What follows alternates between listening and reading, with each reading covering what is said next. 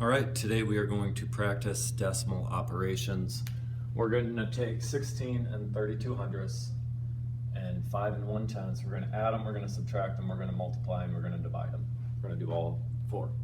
Okay, so first, addition, 16 and 32 hundredths plus 5 and 1/10. Remember our rule for addition, line up the decimals vertically. All right, I know you were thinking that ahead of me. So we line up the decimals, and we'll put the decimals straight down. Now notice I don't have anything in this place value spot. I like to annex a 0 there. Same thing over here. You can always annex zeros on either side as long as you have a decimal point. Okay, so now we just add vertically like always. So when we add those two together, we get 21 and 42 hundredths. Then we always ask, does my answer make sense?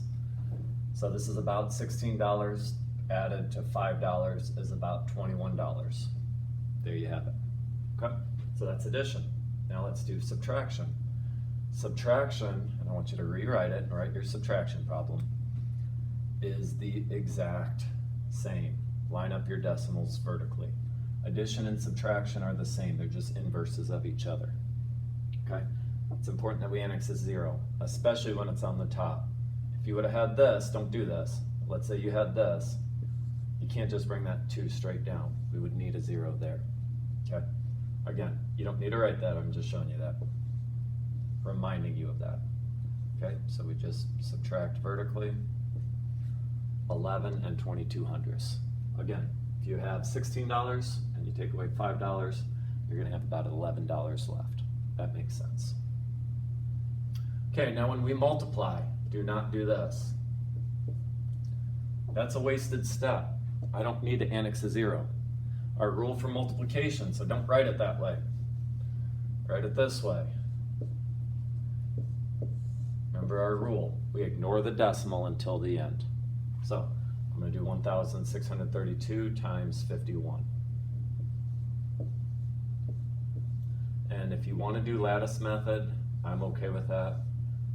I want you to do this example like I'm doing it. So 1 times 1,632 was 1,632. 50 times 1,632 was 81,600.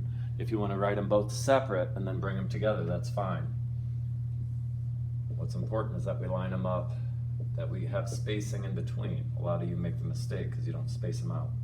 Okay, now that I have this answer, now I need to count my decimal place values. So there's 1, 2 here, and then there's 1 here for a total of 3. So I move it over 1, 2, 3. So my answer is 83 and 232 thousandths.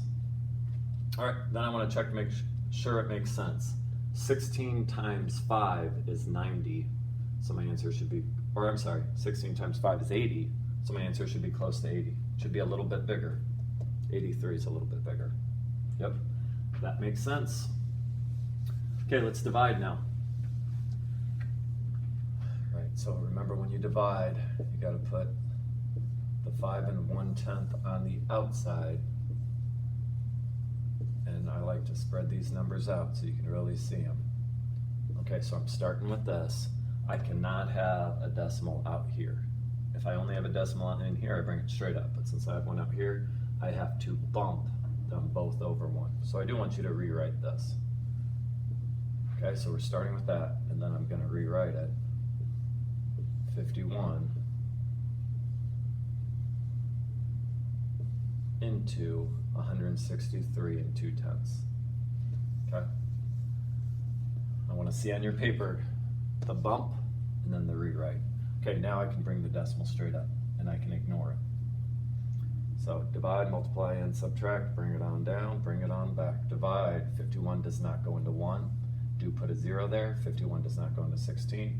Do put a 0 there. 51 does go into 163. 3 times.